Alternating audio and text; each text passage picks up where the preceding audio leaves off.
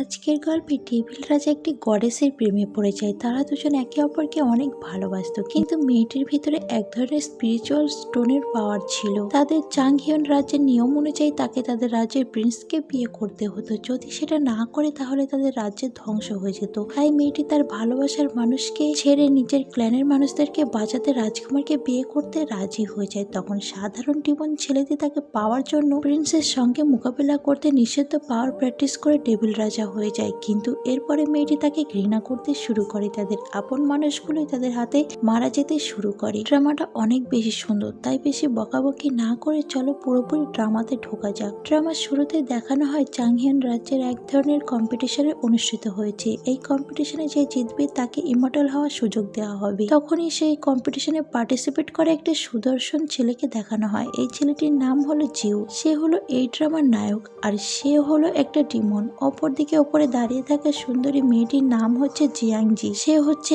এই রাজ্যের রাজকুমারী এবং একজন গডেস। তার পাশে বসেছিল নাঙ্গন প্রিন্স জিয়াও। এই ছেলেটি হচ্ছে তার হবু বর। খুব দ্রুতই তাদের বিয়ে হতে চলেছে। সবাই এই মারামারি খেলাটা এনজয় করলেও জিয়াংজি সেখানে দাঁড়িয়েছিল মন খারাপ করে। জিও সব লোকদের সঙ্গে লড়াই করে জিতে যায়। এটা দেখে সবাই যখন তাকে কনগ্রাচুলেট করে তখন জিয়াংজি দেখতে পায় এটার কেউ নয় বরং জিও, যার কথা মনে করে সে এতক্ষণ মন খারাপ করছিল। আসলে তারা দুজন একে অপরকে অনেক ভালোবাসতো। জিও একজন ডিমন হলেও জিয়াংজি তাকে অনেক বেশি ভালোবাসে। কিন্তু যখন জিয়াংজির বাবা মারা যায় তখন তাদের এই রাজ্যের নিয়ম অনুযায়ী লিং জিয়াও ক্ল্যানের নানগংকে তাকে বিয়ে করতে হবে, কারণ তাদের পূর্বপুরুষরাও তাদের নিজেদের ক্ল্যানকে এই নিয়মটাই অনুসরণ করে আসছে। তাই সে তাদের ক্ল্যানের হাজার বছরের প্রথা ভাঙতে পারে না। নিজের ক্ল্যানের মানুষদেরকে রক্ষা করার জন্য সে জিওর সঙ্গে ব্রেকআপ করে চলে এসেছে। কিন্তু এরপর জিও তাকে দেখার জন্য তার ক্ল্যান পর্যন্ত চলে এসেছে। সে যেহেতু কম্পিটিশনে ফার্স্ট হয়েছে এই জন্য প্রিন্স গ্রং তাকে খুশি হয়ে উপহার দিতে চায় আর বলে সে কি চায়। তখন জিও জিয়াংজিকে দেখিয়ে দিয়ে বলে আমি তাকে চাই।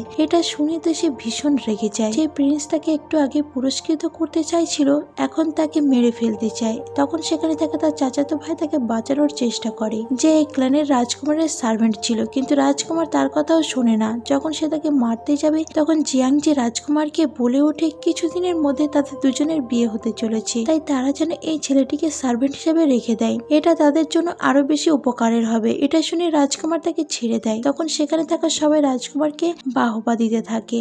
একই সাথে জিও অনেক বেশি খুশি হয়ে যায়, কারণ সে এখানে থাকতে পারবে। প্রাসাদে ফিরে গং জিয়াংজিকে আঘাত করে আর সে তাকে বলে কেন সে আজকে এত বড় একটা সিন ক্রিয়েট করলো। ওই ছেলেকে সে সবার সামনে কেন বাঁচালো? কিছুদিনের মধ্যে তাদের দুজনের বিয়ে হবে, তাই তার মনে যদি অন্য কোনো উদ্দেশ্য থাকে তাহলে সে যেন এখন থেকে সাবধান হয়ে যায়, নয়তো সে তাকে মেরে ফেলবে। এসব কিছু বলে সে ওখান থেকে চলে যায়। অন্যদিকে জিউকে দেখি তার অনেক বেশি রাগ হচ্ছিল, কারণ সে চাইলেও তার ভালোবাসার মানুষকে মুক্ত করতে পারছিল না। তখন তার ভাই জিউ তাকে এত বেশি রাগ করতে বারণ করে। একই সাথে সে তাকে সাবধানেও থাকতে বলে। এদিকে প্রিন্স গং একটা স্পিরিচুয়াল স্টোনের পাওয়ার নিচ্ছিল। এই মেয়েটি হচ্ছে তার সার্ভেন্ট। এই মেয়েটিও তার মতে পাওয়ারফুল এবং নির্দয়। আসলে তাদের উদ্দেশ্যই হচ্ছে সমস্ত স্পিরিচুয়াল স্টোন উদ্ধার করা, যাতে করে নানগং জিয়ং অনেক বেশি পাওয়ারফুল হতে পারে। তারা অলরেডি 2টা স্পিরিট স্টোন উদ্ধার করে ফেলেছে। তাই প্রিন্স গং এখন তার সার্ভেন্টকে বলে ডিমন ক্ল্যানের যে ডিমন স্পিরিট স্টোন আছে সেটা অর্জন করতে, কারণ ওইটা যদি সে অর্জন করতে পারে তাহলে 3টা দুনিয়াকে সে শাসন করতে পারবে আর অনেক বেশি পাওয়ারফুল হয়ে যাবে। অন্যদিকে জিয়াংজি যখন মন খারাপ করে দাঁড়িয়েছিল তখনই সেখানে জিউ আসে। সে তাকে বুঝিয়ে শুনিয়ে তার সঙ্গে করে নিয়ে চলে যায়। তাকে বলে সে তাকে বাঁচাবে। তাদেরকে চলে যেতে দেখে জিউ আর চিংই দুজনে মন খারাপ করে ভাবতে থাকে প্রিন্স গং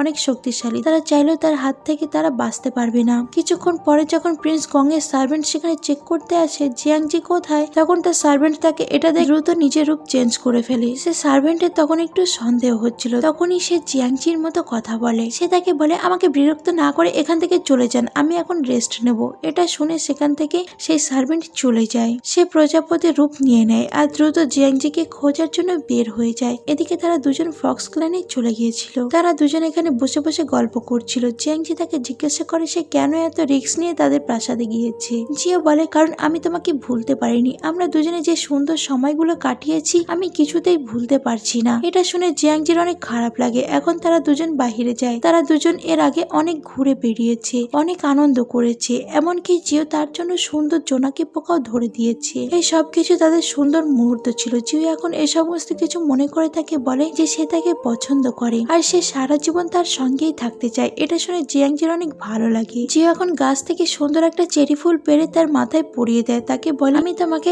এরকমই ফুলের মতো করে আগলে রাখবো, তুমি কি আমার সঙ্গে সারা জীবন থাকবে? জিয়াংজি বুঝতে পারছিল না যে সে তাকে কি উত্তর দেবে। অন্যদিকে আমরা চিংকে দেখতে পাই, সে জিয়াংজিকে খোঁজার জন্য ফক্স ক্ল্যানে চলে এসেছিল, তাকে খুঁজে বেড়াচ্ছিল। তখনই হঠাৎ একটা ছেলে অনেক বেশি ভয় পেয়ে দৌড়ে তার দিকে আসছিল। চিংকে দেখা মাত্র তার মাস্টারের কথা মনে পড়ে, আর সে বলতে থাকে, মাস্টার আপনি এখানে কি করছেন? এটা বলেই সে চিংকে জড়িয়ে ধরে। চিং তো বুঝতেই পারছিল না এগুলো কি হচ্ছে। যেহেতু ছেলেটি আহত ছিল, এই জন্য ছেলেটিকে সে সাইডে নিয়ে গিয়ে বসায়। এরপর সে তাকে পাওয়ার দিয়ে কিছুটা হিল করে দেয়। ছেলেটি এখন তাকে মাস্টার বলে ডাকলে সে বলে, তুমি হয়তো ভুল করছো, আমি মাস্টার নই। এই ছেলের নাম হলো ইয়ান। ইয়ান তখন তাকে জিজ্ঞাসা করে, তাহলে তার নাম কি? সে তখন বলে তার নাম হলো চিন, আর সে তার মাস্টারকে খুঁজতে এসেছে। তার মাস্টার হচ্ছে চাংহিউন রাজ্যের রাজকন্যা জিয়াংজি। এটা শুনে ছেলেটি অনেক অবাক হয়ে যায়। এদিকে আমরা গংকে দেখি, তারা সবাই জেনে গিয়েছিল জিয়াংজি কোথাও চলে গিয়েছে। তখন তার সার্ভেন্ট বলে সে খোঁজ নিয়েছে, তারা ফক্স ক্ল্যানে আছে। এটা শুনে তারা আরেকটু দেরি করে না, নাংগন তার দলবলকে নিয়ে সেখানে চলে যায়। গং তাদের দুজনকে একসঙ্গে দেখে তো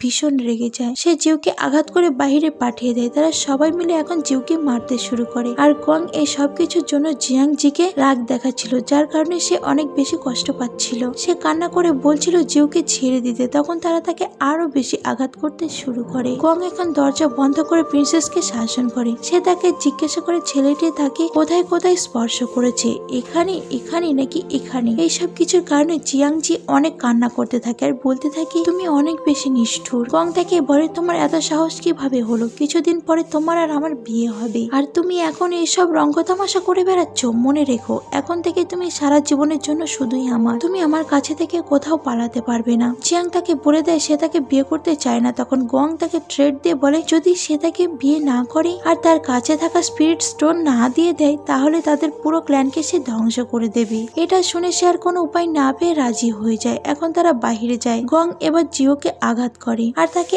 আরো মারতে চাইলে জিয়াং তাকে বলে, যদি সে গংকে ছেড়ে না দেয় তাহলে সে জিয়াংকে তো পাবেই না, আর স্পিরিট স্টোনও পাবে না। এটা শুনে গং জিওকে ছেড়ে দেয় আর তাকে নিয়ে সেখান থেকে চলে যায়। তারা চলে যাওয়ার পর জিও বুঝতে পারে জিও গডেস হলেও তাকে তার ক্লেনের জন্য কতটা অত্যাচার সহ্য করতে হচ্ছে। তার এমন কষ্ট সে আর দেখতে পারছে না। যেহেতু সে অনেক সাধারণ একটা ডিমন ছিল, তাই তার মাঝে এতটা পাওয়ার ছিল না যে সে তার প্রেমিকাকে বাঁচাবে। তাই সে পাওয়ার অর্জন করার জন্য তাদের ডিমন ক্লেনের একটা নির্দিষ্ট জাদু ব্যবহার করতে শুরু করে দেয়। এটা করার ফলে প্রথমত তার ক্ষতগুলো সেরে যায়। এরপর সে ঠিক করে সে যেভাবেই হোক জিয়াংকে ওই গঙের হাত থেকে উদ্ধার করে নিয়ে আসবে। এদিকে ইয়ানকে দেখি, সে যখন তার মৃত মাস্টারের কাছে যায় তখন আমরা দেখতে পাই তার মাস্টার দেখতে হুবহু চিং নামে সেই মেয়েটির মতো। এই জন্য সে অনেক কনফিউশনে পড়ে যায় আর তার মাস্টারকে বলে তার মাস্টারকে ওই মেয়ের রূপ নিয়ে ফিরে এসেছে নাকি ওই মেয়েটাও অন্য কেউ। সেদিন রাতে প্রিন্স গং আবারও সন্দেহজনক ভাবে জিয়ানের রুমে যায় এটা দেখার জন্য যে সে তার রুমে আছে নাকি চলে গিয়েছে। জিয়াং তার রুমেই ছিল।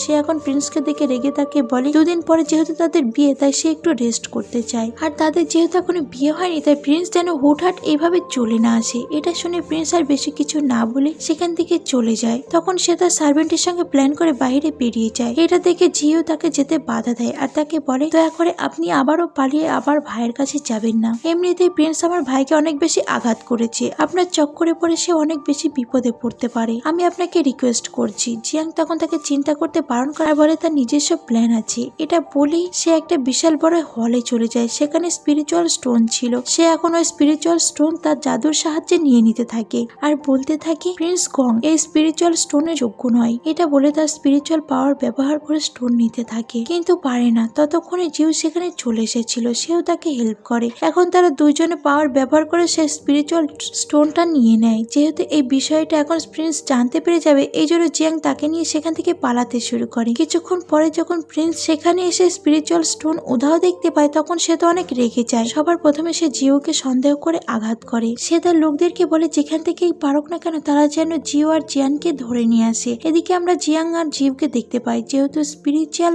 স্টোন তারা উদ্ধার করে ফেলেছিল তাই তাদের ক্লেনের আর কোনো সমস্যা হওয়ার কথা না। এই জন্য তারা দুজন অনেক বেশি খুশি ছিল, এটা ভেবে যে তারা হয়তো মুক্ত হয়ে গিয়েছে। জিও এখন তাকে জানায় ছোটবেলায় তাদের একবার দেখা হয়েছিল, যখন ছোট বাচ্চারা তাকে অনেক মারধর করেছিল তখন জিয়ান তাকে বাঁচিয়েছিল। তারপর থেকে সে জিয়াংকে অনেক বেশি পছন্দ করে। বড় হওয়ার পরে যখন জিয়াং এর সঙ্গে তার আবারও দেখা হয়েছে তখন সে তার প্রেমে পড়ে গিয়েছে, তাই সে চায় না জিয়াংকে কোনো মতে হারাতে। এটা শুনে তো জিয়াং অনেক বেশি খুশি হয়ে যায়। এখন তারা দুজন আবারও সামনে এগোতে থাকে। এদিকে গং এর লোকেরা ডিমন ক্লেনে চলে এসেছিল তাদেরকে খোঁজার জন্য। তারা সবাই চারিদিকে ছড়িয়ে পড়ে আর তাদেরকে খুঁজতে শুরু করে। জিও বুঝতে পেরেছিল তারা দুজন আসলে কোথায় লুকিয়ে আছে, এই জন্য সে লোকদেরকে অন্য জায়গায় পাঠিয়ে দেয়। এরপর সে জিওদের সাথে দেখা করে তাদের দুজন যেন এই সুযোগে অন্য রাস্তা দিয়ে পালিয়ে যায়। তখন তারা দুজন অন্য রাস্তা দিয়ে পালাতে শুরু করে। কিছুক্ষণের মধ্যে সেখানে গঙের সার্ভেন্ট এসে তাকে জিজ্ঞাসা করে তাদেরকে খুঁজে পেয়েছে কিনা, কিন্তু জিও বলে সে তাদেরকে খুঁজে পায়নি। এটা শুনে ওই মহিলা তাকে বলে যত দ্রুত সম্ভব তাদেরকে খুঁজে নিয়ে এসো। এটা বলেই চলে যায় আর জিও ভাব ছেড়ে বাঁচে। সে সার্ভেন্ট এখন দেখতে পায় তারা দুজন একটা নিষিদ্ধ এলাকায় প্রবেশ করছে, যেখানে গেলে নিশ্চিত মৃত্যু। এজন্য তারা সামনে এগোয় না এবং সেখান থেকে চলে যায়। সে এখন এই বিষয়টা গংকে জানায়। তখন গং বলে সে যদি মারা যায় তাহলে তো আমার কোনো লাভই হবে না, কিন্তু সার্ভেন্ট তাকে চিন্তা করতে বারণ করে, কারণ তারা যেহেতু একে অন্যকে ভালোবাসে নিশ্চয়ই তারা একে অন্যকে প্রোটেক্ট করবে। এছাড়াও সার্ভেন্টের মাথায় আরো একটা বুদ্ধি আসে, সে এখানে চিংকে নিয়ে আসে। তারা চিংকে বলে সে যেন গিয়ে জিয়াংকে খুঁজে নিয়ে আসে, কিন্তু চিংয়েতে রাজি না হলে গং তার ভিতরে থাকা প্রজাপতি বের করে দেয়। মানে মেয়েটির প্রজাপতির পাওয়ার ছিল, তাই গং তার ভেতরে থাকা হুবহু একটা প্রজাপতি বানিয়ে জিয়াংকে খুঁজতে পাঠিয়ে দেয়। এদিকে জিও আর জিয়াং যখন সেই নিষিদ্ধ এলাকায় প্রবেশ করে তখনই হঠাৎ করে জিয়াংকে একটা আত্মা অ্যাটাক করে দেয়। তার পুরো শরীর ঠান্ডা হতে শুরু করে। তার এত খারাপ অবস্থা দেখে জিয়াং তো অনেক বেশি অস্থির হয়ে যায়। সে নিজের পাওয়ার দিয়ে তাকে বাঁচানোর চেষ্টা করে। জিও তখন তাকে চিন্তা করতে বারণ করে আর সে তাকে কিস করে দেয়। সঙ্গে সঙ্গে সে বরফে ঢাকা গাছে ফুল ফুটে যায় আর এতে করে জিওর ভেতরে থাকা বিষক্রিয়া অনেকটাই কেটে যায়। জিয়াং বলে এটা এমন একটা গাছ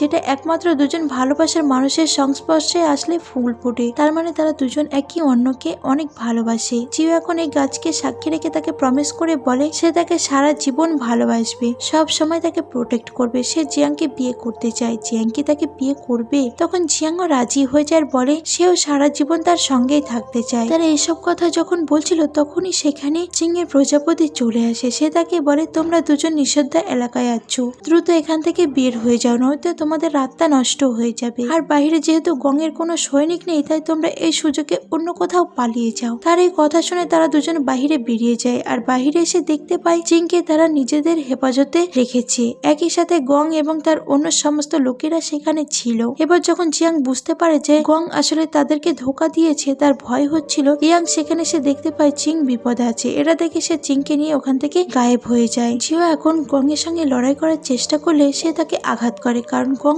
অনেক বেশি পাওয়ারফুল। সে এখন তাদের সবাইকে নিয়ে অন্য জায়গায় চলে আসে। গং এখন জিয়াংকে বলে ভালোই ভালো তাকে স্পিরিট স্টোন ফিরিয়ে দিতে আর তাকে বিয়ে করতে, কিন্তু জিয়াং কিছুতেই রাজি হয় না। সে বলে তারা দুজন একে অন্যকে ভালোবাসে আর তারা দুজন একে অন্যকে বিয়েও করতে চায়। যেহেতু তারা তাদের কোনো কথাই শুনছে না, এই জন্য সার্ভেন্ট তাকে একটা বুদ্ধি দেয়। সে বলে জিউকে এখানে থাকা আইস লেকের পানিতে ফেলে দিতে। সেই পানির ভিতরে গেলে সে ধীরে ধীরে মারা যাবে, তার ভিতরে থাকা সমস্ত ভালোবাসা আস্তে আস্তে দূর হয়ে যাবে আর সেও অনেক বেশি কষ্ট পেয়ে মারা যাবে। অন্যদিকে জিয়াংকেও তারা এক ধরনের মেডিসিন দিতে চায়, যেটার মাধ্যমে তার সমস্ত অতীতের স্মৃতি ভুলে যাবে, এমনকি জিওকেও ভুলে যাবে। গঙে তার সার্ভেন্টের বলা এই আইডিয়া অনেক বেশি পছন্দ হয়। এজন্য তারা তাদের উপর এখন অ্যাটাক করলে জিয়াং জিওকে বাঁচানোর চেষ্টা করে, তবে সে তার সঙ্গে পারে না। জিয়াংকে সাইডে সরিয়ে দিয়ে গং এখন জিওর উপর একটা একটা করে আঘাত করতে থাকে। এই পাওয়ারের নাম হলো থাইজেন ব্লেড পাওয়ার। এই পাওয়ারের মাধ্যমে জিওর উপর 100 বার আঘাত করা হলে সে জিয়াং এর নাম এবং চেহারা সম্পূর্ণরূপে ভুলে যাবে।